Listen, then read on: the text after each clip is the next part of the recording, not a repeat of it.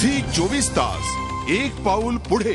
आणि आता एक नजर टाकूयात मुंबईतला पाणी पुरवठा धरणामधल्या म्हणजे किती हा मागच्या वर्षी होता आणि आजच्या वर्षामध्ये पाणी साठा किती आहे ते पाहूया। आजची पातळी 155.24 मिलीमीटर, गेल्या वर्षी हीच पातळी 158.80 मिलीमीटर इतकी होती। तर आजची पातळी 120.94 मिलीलीटर, तर गेल्या वर्षीची पातळी होती 122.20 मिलीलीटर।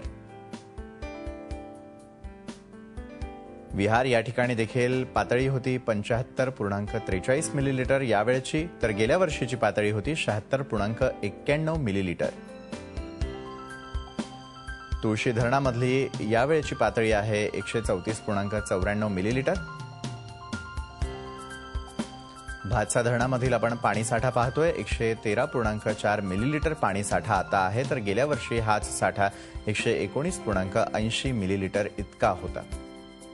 त्यामुळे लवकरात लवकर या धरण क्षेत्रांमध्ये पाऊस पडावा ही अपेक्षा आहे। अप्पर वैतरणा धरणामधला पाणीसाठा आपण पाहतोय, यावेळची पातळी आहे 594.46 मिलीलीटर, तर गेल्या वर्षीची होती 597.60 मिलीलीटर।